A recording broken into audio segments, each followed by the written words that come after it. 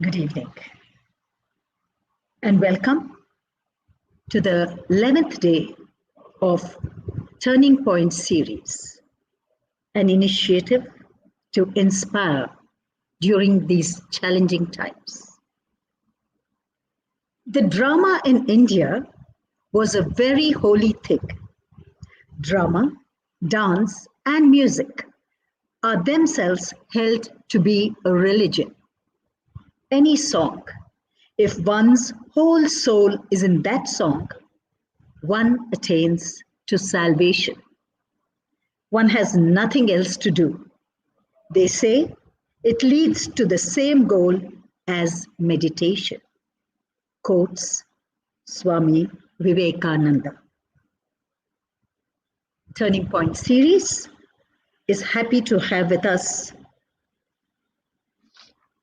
Smt.Priyadarsini Govind. Smt.Priyadarsini Govind is one of the foremost Bharatanatyam dancers among the current generation. Trained by two stalwarts, Kalaimamani S.K. Rajaratnam Pillai and Padma Bhushan Smt. Kalanidhi Nayarayan, Priya ma'am has imbibed this art form from the best. A dancer known for her adherence to tradition, Priyadarsini Govind manages to seamlessly blend new choreography with the traditional, thereby gently redefining the boundaries of Bharatanatyam repertoire. Priyadarsini Govind has been performing in prestigious venues all over India and the globe, taking Bharatanatyam to many major international as well as national festivals as a soloist.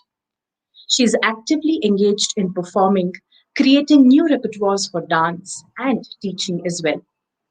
Among her works are a unique set of instructional DVDs for Bharatanatyam, conceptualized and created for Kalakriya, covering the entire Bharatanatyam margam, as well as focusing on capturing and documenting Kalanidhi Nayarayan's teaching and practice of abhinaya. Priyadarsini Govind has been honored with many awards for her excellence and service in the field of arts, which include the Nritya Kalanidhi by the Madras Music Academy, Sangeet Natak Akademi Award, Yuva Kala Bharathi, Kalaimamani, Nrityachoodamani, to name a few.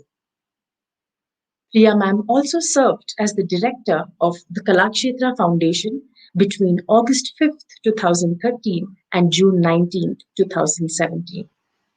She is the founder and director of Navadarshana, an initiative that teaches dancers to view dance holistically. Through its unique programs and activities, Navadarshana enables a dancer to evolve into an artist by gently expanding their self-imposed boundaries to explore, create, and excel in their artistic journey. I warmly welcome Priya ma'am and my mother, Vyjayanthi.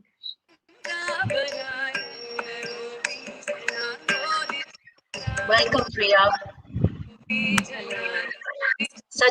Such a pleasure to have you. Thank you. As Who's playing in the background? I don't know, Pratiksha, I think.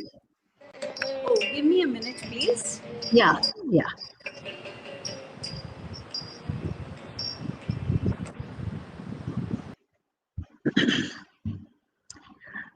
The lockdown has been extended for 14 more days, but I'm sure with so many thoughts, so many information, and so much of knowledge that is being shared by these achievers, if one begins to ponder and think and contemplate, it can make a lot of difference. So Priya, welcome. And it's so lovely having you. My pleasure. Turning Point series is an initiative to inspire during these challenging times. So Priya, your love for dance started at the tender age of 6, and your initial steps was with Srimati Usha At the age of 9, you were already, I think, learning abhinaya from Padma Bhushan Kalanidhi Narayanan, and later your advanced training under Kalaimamani Rajaratnam Pillai. 5 decades into dance. Wow. I'm sure you must have had so many turning points that made you the personality that you are today. Can you share 2 of your turning points? Thank you. It's really a pleasure to be here, and I'm so happy to meet everybody here on this platform. You know, as artists, we all have many milestones in our journey, in our life, and the decisions we take lead us to the next point. And for me, I think the biggest turning point was after my Arangetram, going to Kalanidhi Mani. So my teacher was a young teacher. My first teacher was a young teacher, and I was her, I think, her first student. So once she did she did an Arangetram for the first time. I was her first Arangetram student as well. So after the Arangetram, she suggested that my mother take me to another teacher who was more experienced. And I think that is very generous of a teacher. And I always found that quality. That's something I always remind myself of every time, that she was willing to let go, because not many people would have done that. And at that time, Shri Vyjayanthi, Vajiri Mama took my mother and me to Kalanidhi Mami. Kalanidhi Mami had just started teaching. She'd come back to the field to teach. This was in 1974. So she was just maybe 8 or 9 months. She had just come back into teaching. And I think that has been truly the biggest influence in my life, because it is through her art and through what she taught me that I look at dance. And both my teachers, Rajaratnam sir, I started with Rajaratnam sir immediately after I started with Mami. In fact, it was Mami who suggested that I go to Rajaratnam sir. So I started with Kalanidhi Mami, and about maybe 6 months or 7 months later, I started with Rajaratnam sir. Both of them were very different teachers, but they were gurus in the true spirit, qualities which has influenced me in everything that I do. And I think I've always had a very special bond with Kalanidhi Mami, having gone to her at a very young age. So I grew up with her, and one of the things that I cherish most is I also grew up while she was growing in her teaching. So while she developed, as she was developing her teaching style, and she was growing in experience as a teacher, I was with her in those formative years for myself. So I think that I can't think of anything but God's grace, because it has been a great influence in my life. The other, while I've always wanted to be a dancer, I mean, if people asked me what I wanted to do, it would be, I want to be I want to be a dancer. But the thing was, I don't think I ever realized, I knew at that age what it meant to be a professional, in terms of the discipline one needs, in terms of the focus, etc. While I love dance, I was a child, I think, very mature. And also I was shy and introverted. And there was a point in my life after I got married.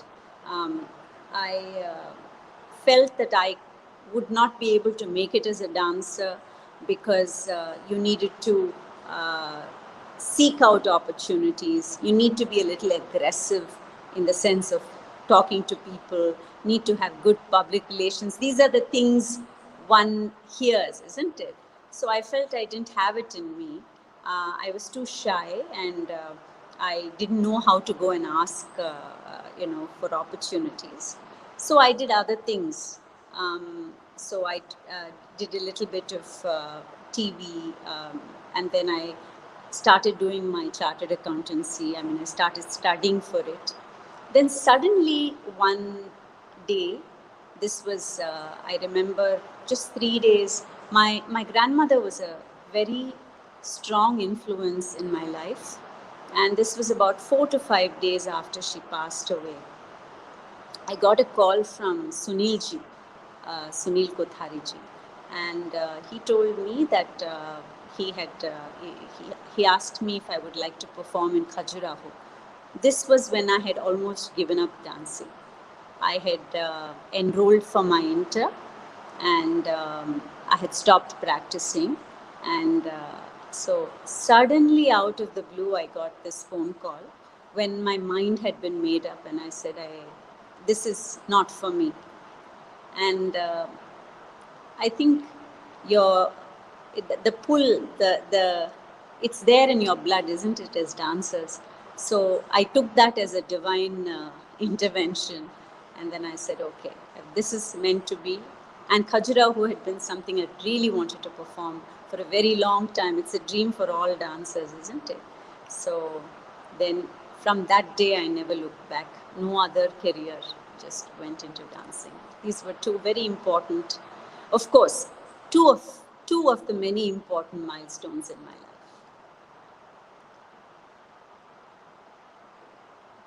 I can't hear you. You're on mute. Thanks, Priya, and thanks to Sunil Kothari for giving the dance world such a beautiful gift. We miss him, but I think he's done many good things. And as you rightly said, you never know where the call comes from. One sentence can change everything. Both your stalwart gurus were more into teaching than performing. Of course, Kalanidhi did a lot of demos, and I was lucky and fortunate to see so much of her. But you have been both a guru, a performer. What is your opinion of, is it beneficial for the student to have an active performing dancer as her guru, or how would you look at it? So this is not modesty, but I wouldn't call myself a guru, especially since I've had the best, two of the greatest gurus, and one aspires, but there is a long way to go. Now, I think with Kalanidhi Mami and Vadyar,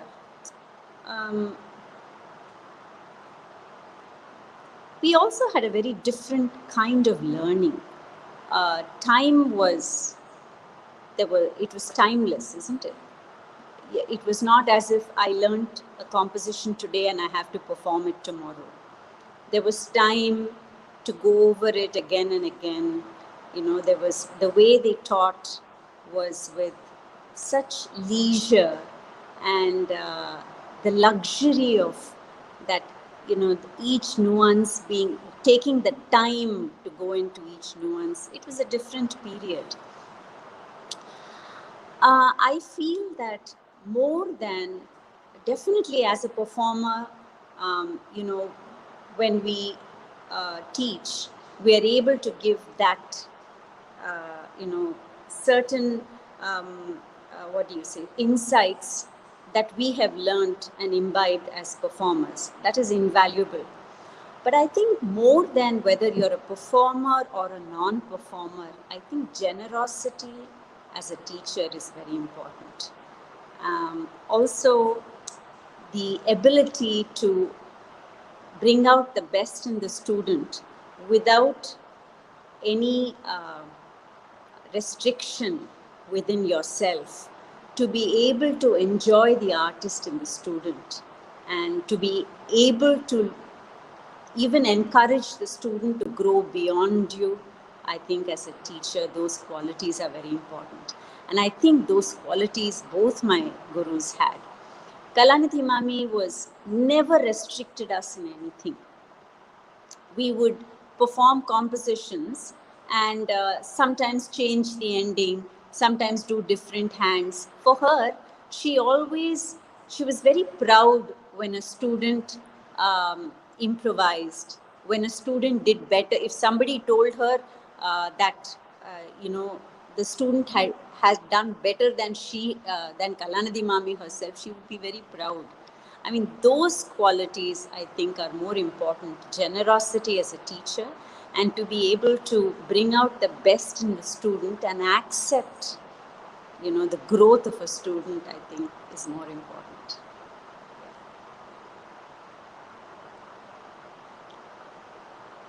That's so nice. Priya, you joined Mami when you were 9, and as you said, she had just come back into the field of dance to teach. So what, and teaching abhinaya at 9, I don't know if she taught you abhinaya or what, but teaching abhinaya at the age of 9, what was her methodology, and how did it evolve? How did it evolve in the times? And if you remember, we'll be very happy if you can show glimpses of the first item that you learnt and the last item that you learnt under her training. Kalanidhi Mami was very methodical, and once she decided that she was going to, she approached it in a very organized manner. She would take a composition, and each line she would interpret in 4 to 5 ways.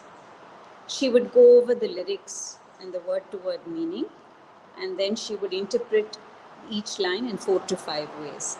And in the beginning, and she would give us the dialogue also. Her teaching was very dialogue-oriented. She would explain the lyrics, she would explain the composition, the characters in the composition, give you the background, etc. And but the thing is, abhinaya is it's highly imaginative, isn't it? So every day when she did the same composition every day, it would grow, because she would never do the same hand in the same way the next day. So that itself was a learning for us, that what improvisation meant. It would be the same dialogue, but a tweak here, there, that spontaneity, etc., gave you your first lessons in improvisation. Mami taught abhinaya, and she taught us seated. And I think as children, we also adapt very easily. We don't question. If that's the way she taught, I think I took it unquestioningly. And but initially, I think that just her method of teaching with dialogue, I think I used to find a little embarrassing.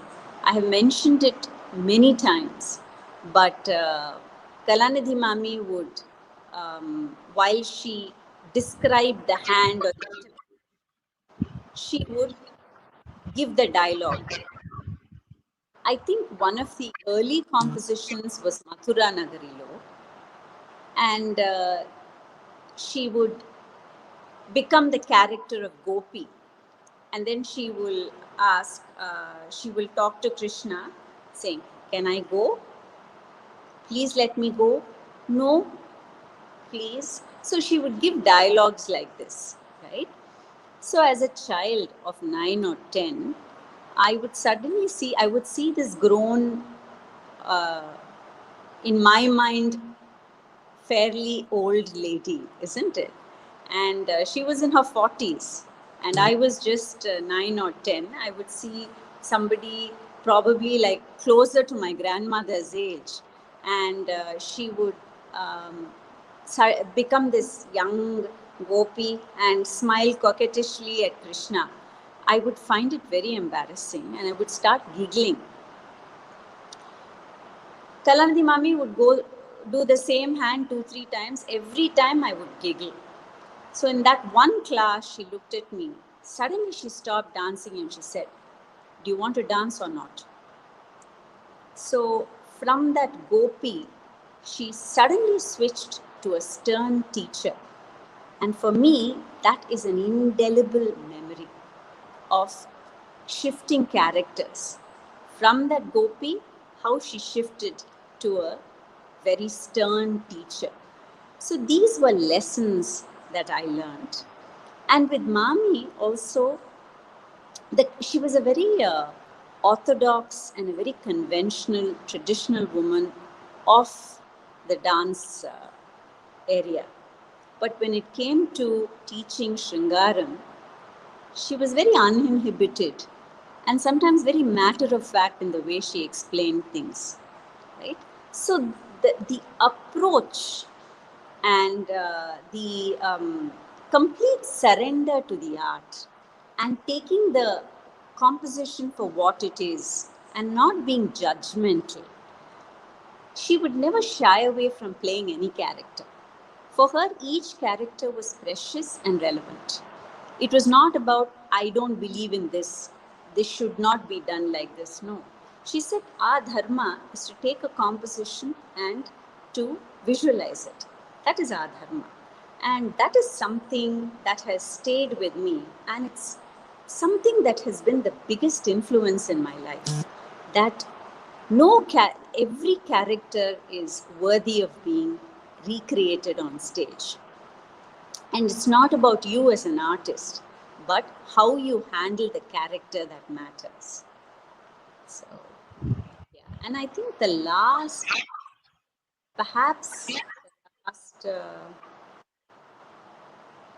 I don't know, I can think of the last class because somehow I always, she's there in all that I do in dance.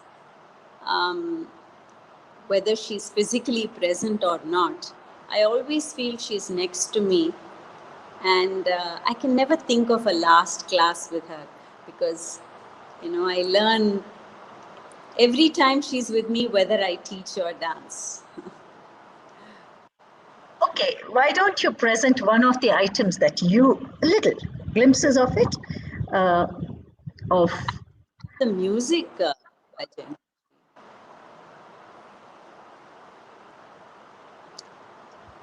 Okay, probably we'll finish the round, and by then we'll wait. I'm sure our audience will wait for it.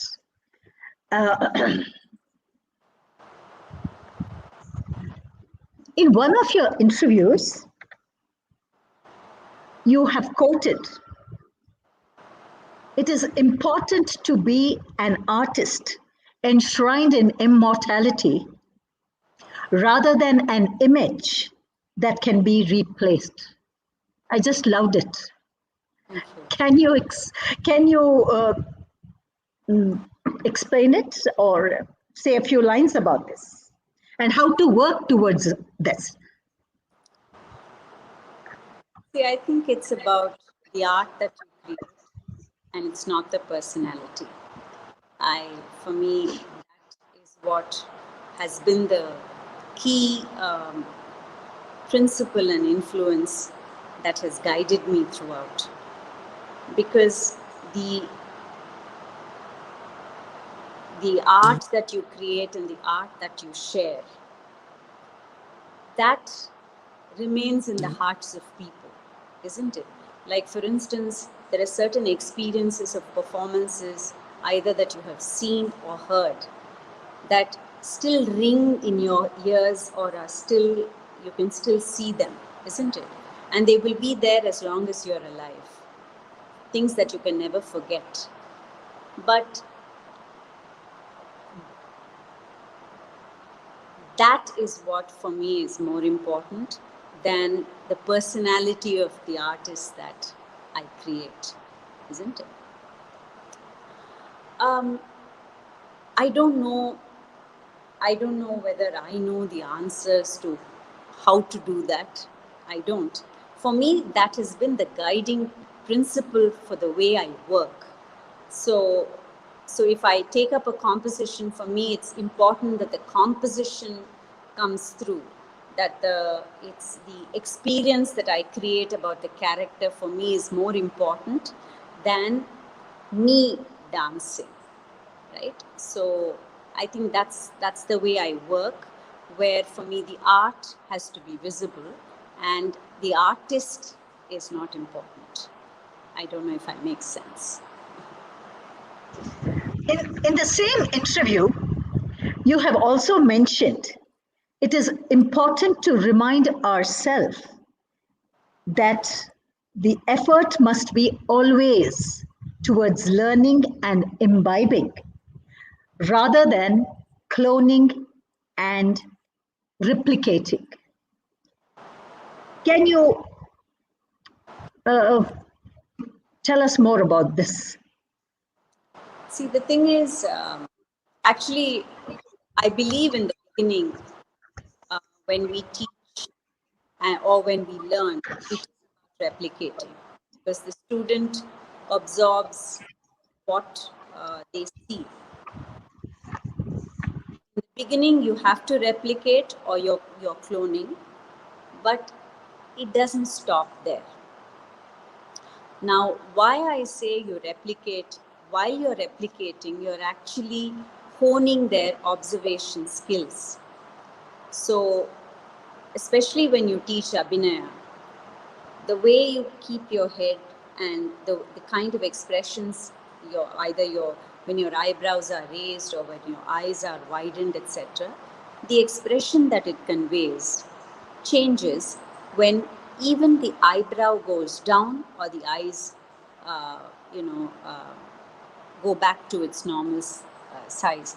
The thing is, every twitch of an eyebrow or every glance of the eye changes what you're communicating. So when you're learning, you have to be very sharp in your observation to see what the teacher is doing to create that effect. So when you're replicating in the beginning, a lot of times what we do is we remember the broad essence, but we don't see the details. The details are that is what is important, and that's what helps you grow as an artist. So I feel that the replicating or learning to replicate in the beginning is really about absorbing the details, and then once you internalize it, then you start owning the art, isn't it? And then it comes out as your voice. So what is important is learning to look at the details, absorbing it and internalizing, and to be able to then create and your own voice. So a lot of times what happens, as a student, one is enamored by certain gestures or certain styles, isn't it? And then what happens is you don't get to see beyond that. Because whatever the artist, the appeal of the artist is not just in the style. They worked very hard to create that style. But a lot of times we only see the external movement. We don't see the work that has gone into it. So when we clone the external movement. We don't understand the soul or the internal movement that has given rise to that. So that's what I mean by it's not about cloning, but learning how to absorb the details, and then owning it and making it your voice.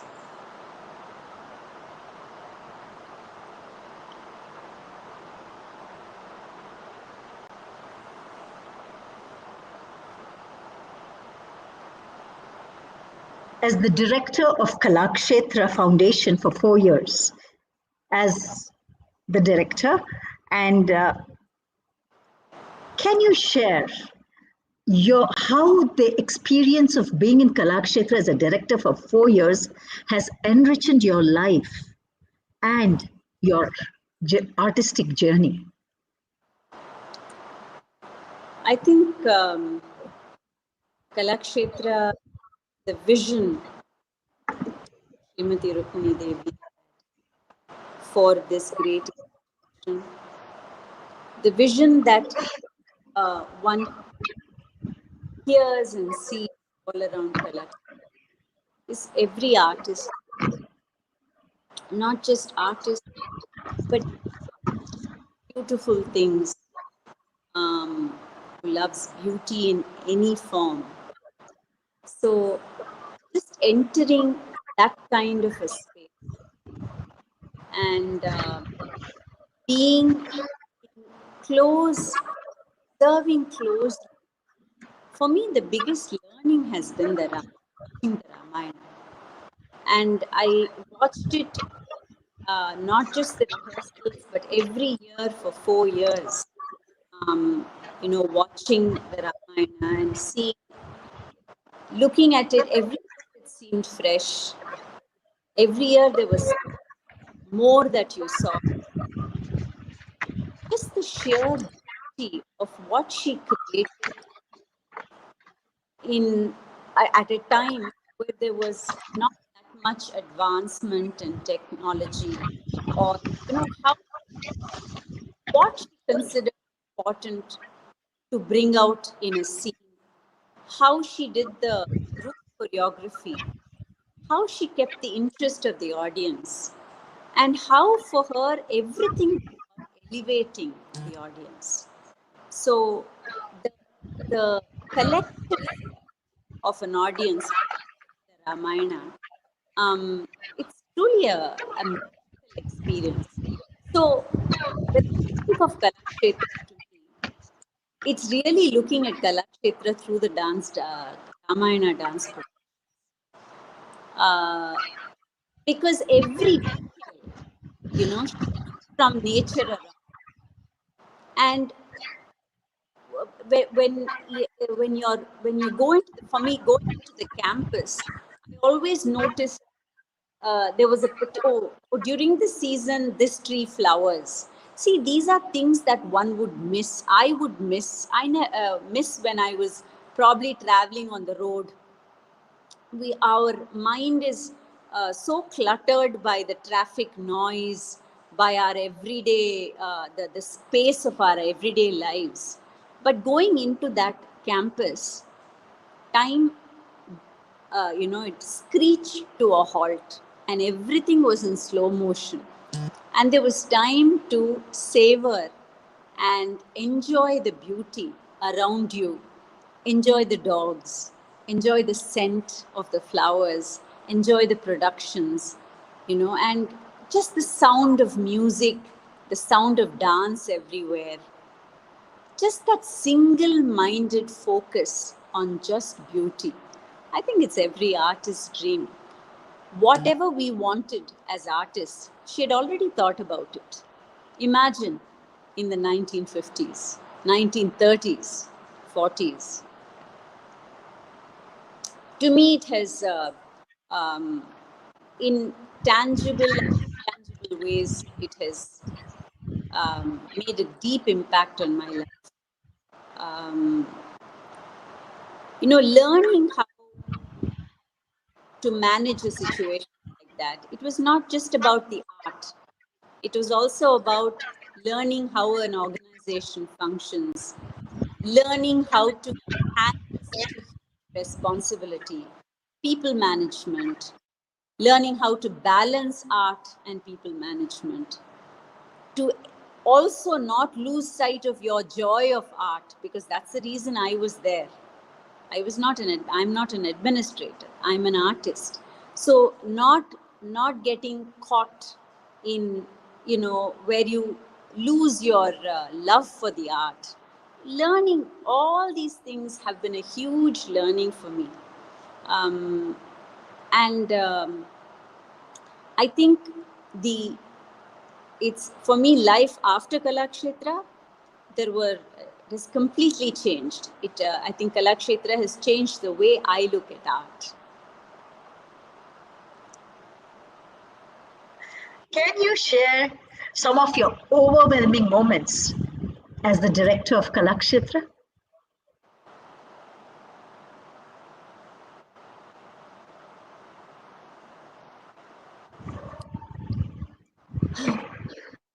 I don't know. I think I was overwhelmed on many occasions.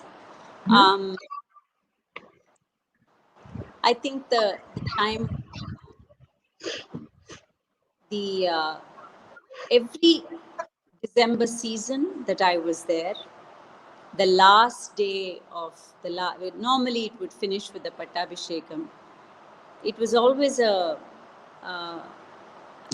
thrill to watch, what after the whole thing was over, how they would, they'll do the drishti, and it was really like it was a deeply spiritual experience, seeing the productions. And also for me, watching the senior teachers, those who had studied, taught, and left, who were no longer in the institution, but their bond with the institution. I think once you enter that institution as a student or as a teacher, I think for life, it becomes a very strong part of you. And so the way the moment they entered the institution, they were like young children, they would unfailingly talk about their younger days, unfailingly talk about Srimati Rukmini Devi. It would be the same dialogue, but for them, every time it was a new experience. I mean, all these things were very overwhelming for me, because the kind of impact this institution has and continues to have on all those who have entered the portals, it is truly a remarkable institution. And I think the other was when the young faculty choreographed a dance production, Saraswati. For me, that was a great overwhelming moment, because it was something they did from scratch. And it was, like adding a dance production to the repertory was for me a very moving moment. Many such moments. I'm sorry, I'm not able to think of many moments. You have ventured into many collaborative projects as well. Can you share your experiences while collaborating with Gauri Ram Narayan for The Flame of the Forest and Elizabeth Petit? Again, Gauri Akka has, for me, working with her has been a huge milestone and an influence in my life. I sought her out. I was very interested in theatre, and so I called her one day and I told her I would be interested in being part of her productions, her theatre productions. So that was Gauri Akka comes with enormous, fascinating background. I mean, she's from Kalakshetra. She's got a theatrical background. She's got a literary background. She's got a musical background. She has lived with great artists, writers. She's a granddaughter of the great Kalki. She has accompanied MS Amma Anandya teacher was a great artist, and she imbibes the best qualities of Kalakshetra. And so from her, in the way she approaches a song or a character, it was a huge learning experience for me. I especially loved, it was not, and Shivakami, the Flame of the Forest, the first play that I did with her, the dance play that I did, theatrical dance, I don't know what you would call it, was I played the role of Shivagami, but the older Shivagami, 30 years after she goes back to her kingdom. And it was a very moving role for me because it was also the role of a dancer. I mean, it spoke to a dancer too. Like, in the end, all that she has is her art and Nataraja in front of her, nothing else. So just the anguish and the power of that character, where in life that's all she has at the end, was very moving for me to play that character. And there was another production of hers which I really enjoyed, and that was Sita. And where she looked at Sita through many angles. So she took compositions from different languages. And so how in Telugu, a very rustic song handles Rama and Sita and Lakshmana, and how Tulsidas, absolutely the other end of the spectrum, handles looks at Rama and Sita. It's a beautiful experience. I mean, for me, those rehearsals, because what would happen is in the sessions, the composition would develop, and Gauriaka will talk about how she sees it, and then I will try to visualize what she is saying, and then something would develop from there, and there would be moments where both of us would, there was a moment of sheer beauty that we would both experience. So I think those were enjoyable sessions with her. I'll always treasure them. Elizabeth is a very dear friend, and there was a collaboration we did for young children in France, and we chose the story of two princesses, and basically telling the story of these two young girls through the language of dance. So it was a beautiful experience because our audience were all 10 years and 12-year-olds. So, the sheer excitement of sharing something like this with children, because it's a very, the way they interacted and the way they responded was something I'll never forget. Thank you, Priya. Now, Pratiksha, Priya, you also sing, right? No, I don't. Namaste, Vika. Namaste, Pratiksha. So, Mummy, whenever ma'am is ready, I think Shweta and I have got the music part sorted. So, whatever ma'am wants to demonstrate or show us a little bit, we can play the music for you. Thanks, Shweta. Pratiksha. Shweta, what do you have?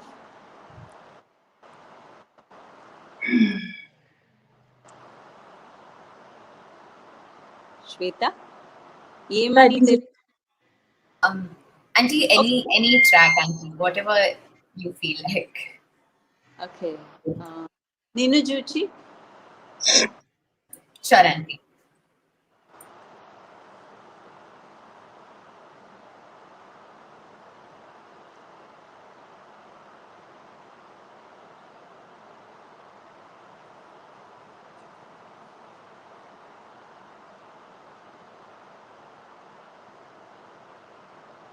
I can't hear you, Shweta. She's yet to play, ma'am. She's yet to play. We also have some questions from the viewers, if you're okay to answer them after this, maybe.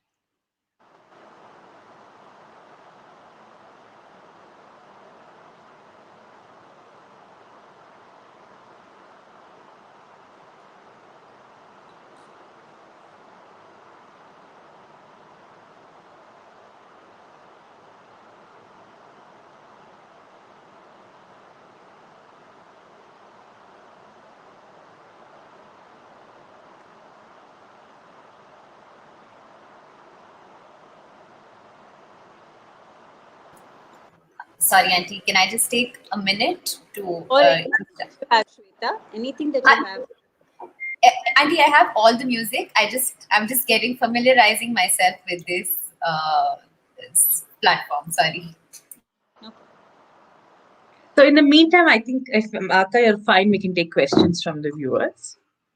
The first question is, ma'am, what are the aspects you consider when you choreograph a piece? What do you prefer more, nritya or abhinaya? For me, it doesn't matter. I love both. It's more the piece that matters to me. It doesn't. I don't look at it whether it's nritya or abhinaya. When it's nritya, what for me is interesting is what is it that I want to convey through the piece. If it's just pure lyrics, I mean pure dance, pure nritya with no lyrics, then what is interesting is the raga, the tala structure, what is the mood created. So those are the things that I look at. And what is my intention? Is it an opening piece? Is it an end piece? Where am I going to use it in a program? And what kind of a feeling do I want to create? That's what I think about. If it's an abhinaya piece, then for me, the intention of the poet is the most important. So who is the main voice? And what is the mood? What is the character? What kind of an experience do I want to give? That's what is important. The next question is, Madam, it is said that young artists coming out of Kalakshetra are disillusioned as there are so much of mushrooming of dance classes, dancers, etc. Please kindly opine. Everybody loves to dance, isn't it? So I think it doesn't matter how many people dance, how many teachers are there. It doesn't matter. What matters is how you grow as an artist and grow as a teacher. How much of commitment you have. What do you deliver? How do you teach? That is what is important. If you are good, if you are constantly learning, if you have what they call good sharak, I don't think it doesn't matter how many people take classes, you will always get your due. Thanks, Akka. Lakshmi Gopal Swami Akka is also with us today. So she says, hello, dear Priyaji. She also has a question for you. She asks, you have a strong film background as well. So how has this exposure influenced the way you approach your art? I don't have a strong film background, Lakshu. My husband's family makes films. I actually was am very interested in the audiovisual medium. I truly love the medium. But I love these, I especially love the way the songs are composed, visually composed. And I think I love films as a rasika, okay, not as a trained technician, which I'm not, or I don't have any awareness beyond that. But for me, when I present also, I'm highly influenced by the images that I have seen, the I'm highly influenced by films. The way you present in films, how they tell a story. I feel dance is very, very, because as artists, we're automatically editing what we are communicating. What we need to say instantly happens, isn't it? We are editing as we communicate. So for me, my love for films definitely influences my performances. Amma, you're on mute.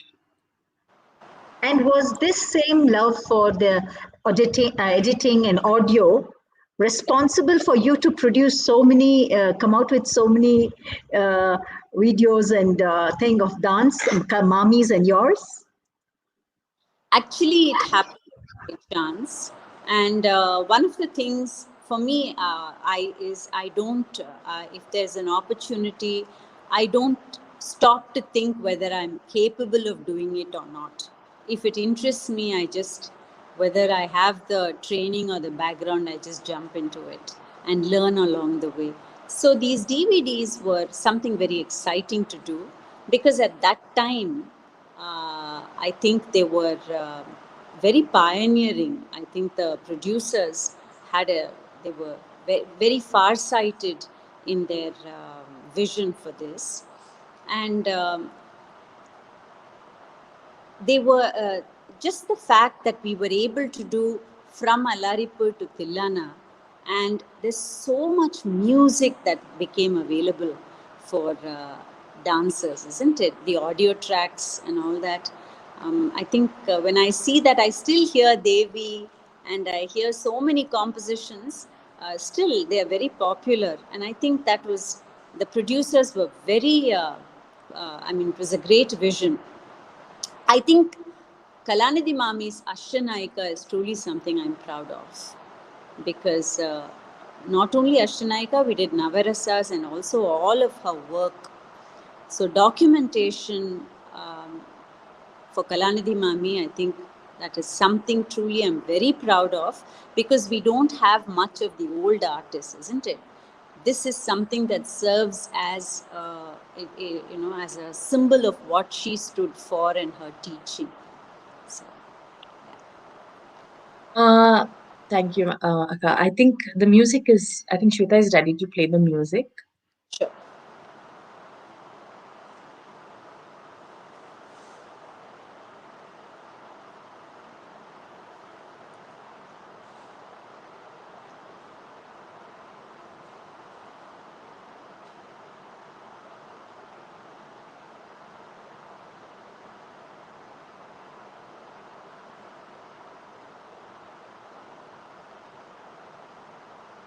Can you hear? I can't hear. Can you hear the music?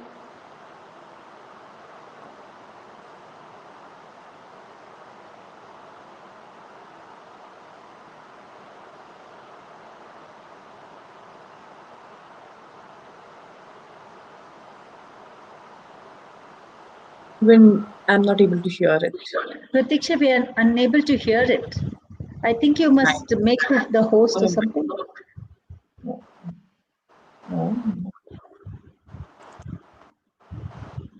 Okay, in the meantime, I think we can go on to a rapid round.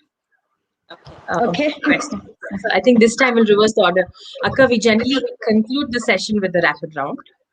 But today, I think we can do the rapid round and probably conclude with your demonstration. So, I hope I can ask you these questions. There's just a few questions that I've jotted down for the rapid round, Akka. The first question is, can you share one memorable experience from your Arangetram? Okay. I remember coming into the audience, and I remember seeing my friends seated in the front row. I still have the photograph where my eyes are huge, and I look a little scared, and I'm looking directly into the audience. I remember that I was 9. So beyond that, I don't remember. I remember, in fact, but I do remember a performance with Vadya. It's a very embarrassing thing for me to speak about, but Vadya used to always be scared in the beginning, in my early years, when I was 10, 11, 12, around that age, whether I would finish a Varnam. He would always, he was a very patient man, but sometimes the Varnam would be so tiring, so he'd be worried whether I would finish it. I remember in the middle of the Varnam, after halfway, I went off inside. So Vadyar came running backstage. He said, "Ennamma aachu? What happened?" And then he said, "Go finish it." So these are all memories that you have. So not my Arangetram, but definitely later on with Vadyar, I have a lot of memories like this. It must have been a tiring Varnam and a lengthy one too. I don't know, just the thought of the Varnam itself used to tire me out, I think. Okay, Akka. You were invited to perform at the Festival of India in Paris way back in 1985 when you were just 20. So, can you tell us 3 things that you learned from the festival by being part of it?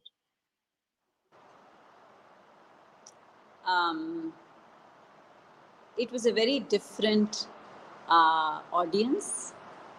It was my first performance outside the country.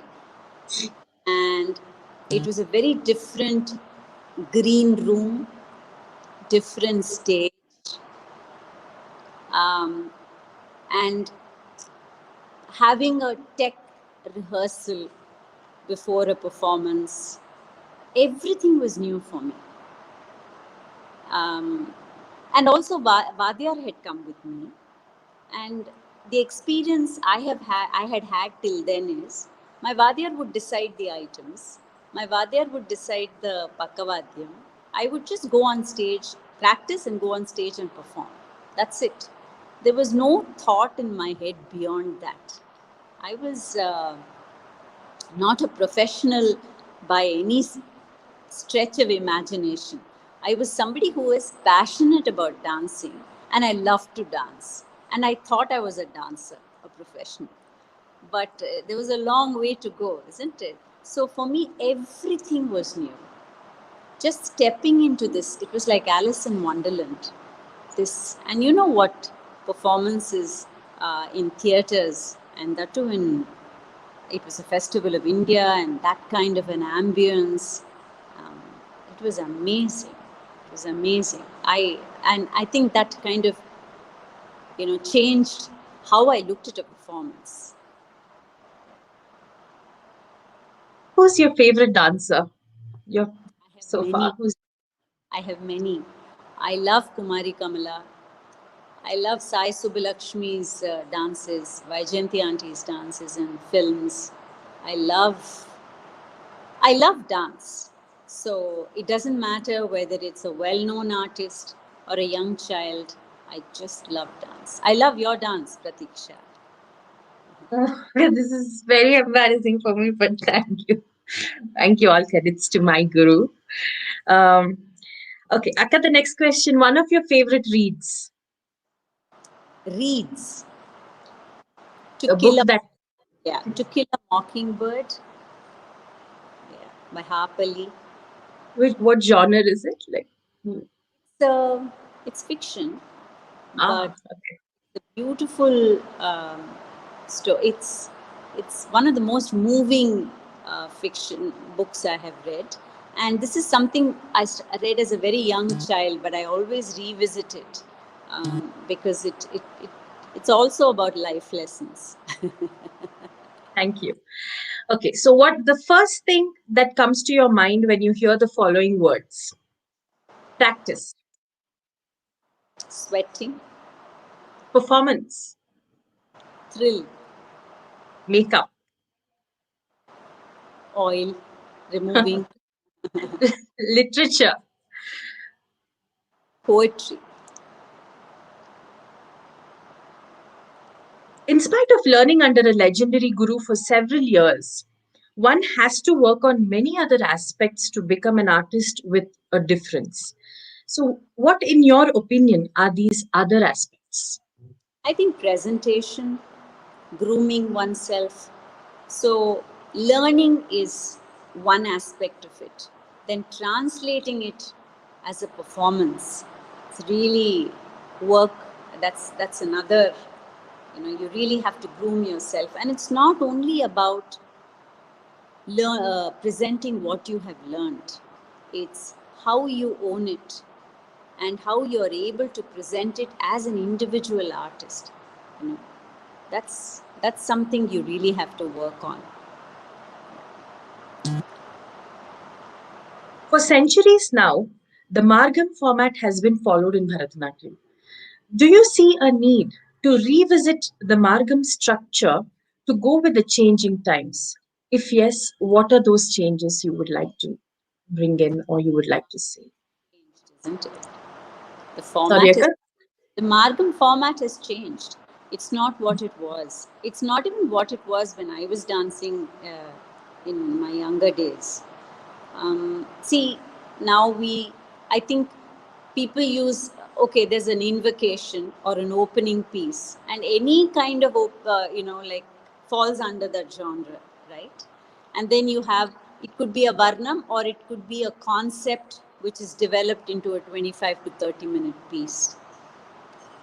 Or for abhinaya, you can take up probably a dramatic episode and it's made into. So I think what has happened is you keep a rough opening, main item, abhinaya pieces, and something like a tilana or an end piece. That's a format that everybody follows, I think. At least I follow that. And that to me represents the margam in these changing times. Bharatanatyam is, our arts evolve, change, isn't it? And how beautifully we adapt to this change. Look at how beautiful, like even in these challenging times, how things have changed, online. We have found a way to communicate online. Lives go on, in spite of so many hardships, isn't it? In a margam, which is your favorite piece, Akka? Is there any one? No. Varnam. Ironically, a varnam. Yeah, after what you shared when you were 9 years. Okay. How important is it for a classical dancer to have training in allied art forms like Kalaripaitu, folk, contemporary, etc.? I think, any kind of training in folk arts or training in music, training in instrumental, training in theatre, in martial arts, etc., really increases your awareness about your own art form. Because in comparison, when once you do something and then you come back to your art, or when you're practicing your art, you realize in comparison how you use your body, how you need to adapt suddenly from that to this, isn't it? We probably wouldn't realize it if we were doing only this. We wouldn't realize what we are doing. But once you do something and come back, that change that happens, that in the mind and in the body really teaches you awareness. I think it's very important. And also your mind opens up to different aesthetics. And that is very important for you to grow as an artist. And as an artist, one has to be open to influences. Everything around you should impact you as an artist. And I think it does. As artists, we are so sensitive to everything around us. We naturally, there is empathy, right? So I think definitely all these are huge influences, positive influences. What, according to you, makes the Kalakshetra Foundation so special and unique? I think Srimati Rukmini Devi's vision. I mean, just the power of her vision, that it has withstood time. And if you could have a conversation with Atte, Rukmini Devi Arundel ma'am, at this very moment, what would you ask her? How did you do it? Yeah, I think a question that many would want to ask. The best compliment you have received from your gurus?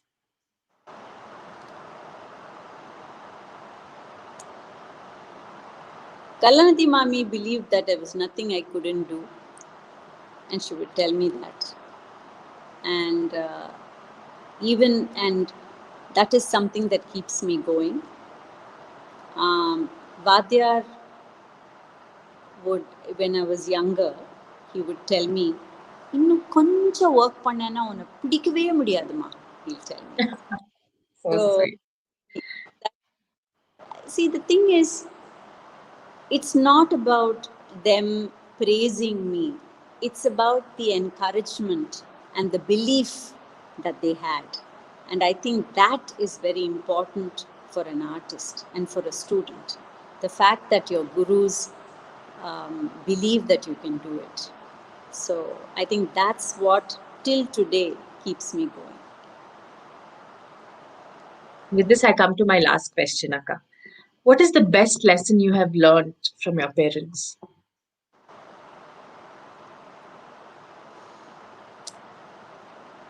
I think they were remarkable that they allowed me to dance. I took it for granted. I insisted that I would get married only in Chennai and only to a family who would accept my dancing. They never questioned it. See, and it was not common then. I don't come from a family of dancers. They believed it was a hobby for me. Never in their wildest dreams did they think I would take it up as a career. And I'm sure they must have been shocked and worried, but they never let it come in the way of their support for me. And I think that's that unconditional support. And my mother's, I think her life revolved around me and my dancing. And at no point, whether it was looking after my children or taking care of the house, I would live out of a suitcase. Now when I think about it, how much you take for granted. I would 25 days in a month, I would not be in town. Not once did my mother ever say, these are your children, this is your life, you should be doing it. Never. And when you think of that kind of support, I hope I'll be able to do that for my children. That reminds me of my grandmother. I hope Shweta is now ready to play the music for us. Shweta! You techies, why are you doing Pratiksha and Shweta? Come on, man. Sorry, I think we are ready. Thank you.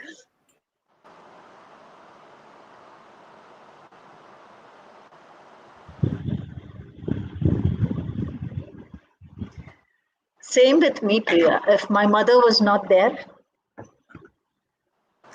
she was such a support, and she took care of Pratiksha when I was in my busy days. I was a banker too. Different. I know. They were the pillars of support, isn't it? Yeah, yes. I think Shweta's having a problem.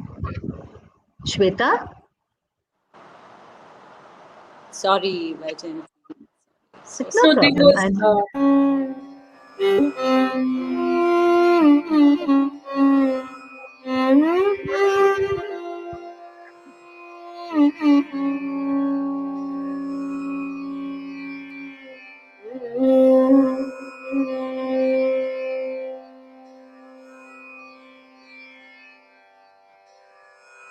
ನಿನ್ನು Joji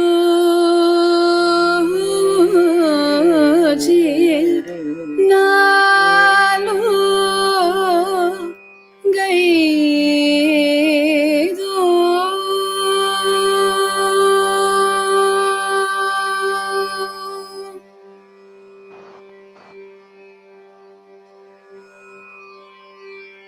నిన్ను జూచి నాలో గైదు నిన్ను జూచి నాలో గైదు నేల లాయ ఉవ గోపాల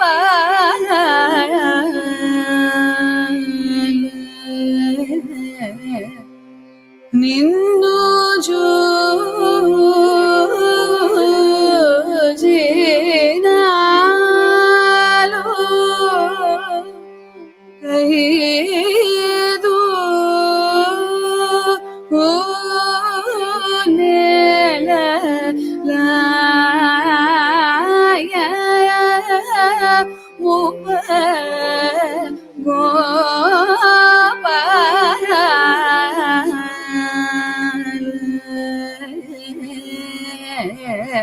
నిన్ను చూచి నాలో గైదు నేల లాయ మువ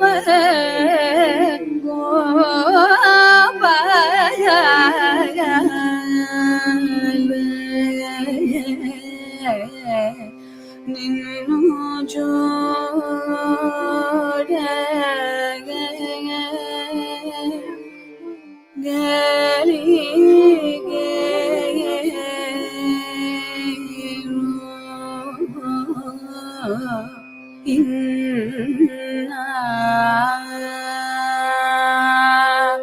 ఆనకు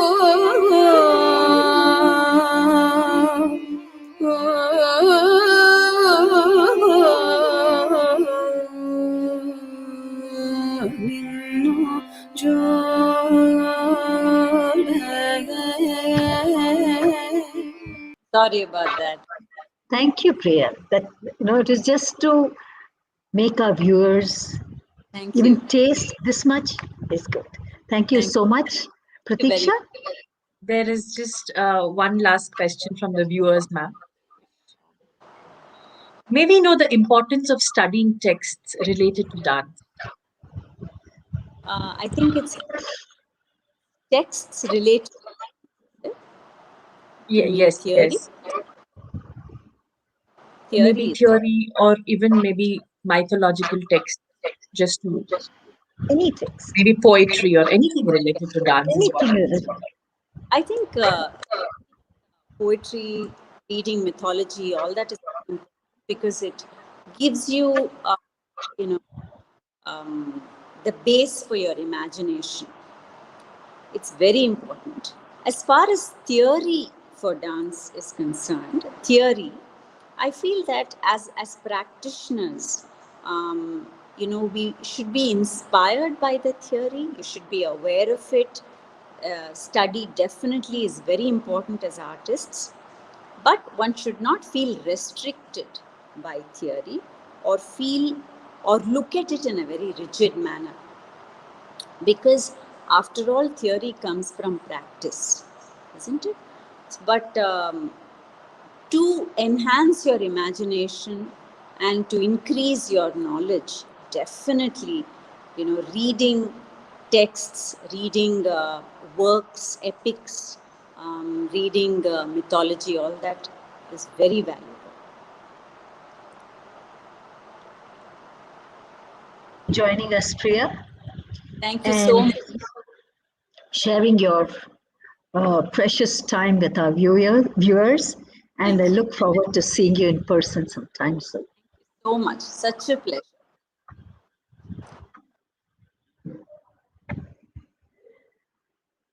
Many more things to learn, many more things to understand, and a lot comes, as many of our speakers are saying, there's no end to learning, and let noble thoughts come to us from all directions. The speaker for tomorrow is a person who's accomplished something very huge. His job is stupendous, and it's just the accomplishments that he's done, or the service that he has done for the Indian arts is not in India, but in the US, in the Silicon City. We have with us as our guest tomorrow, Sri Anand Kuchibatla. Do join us. Shubharatri.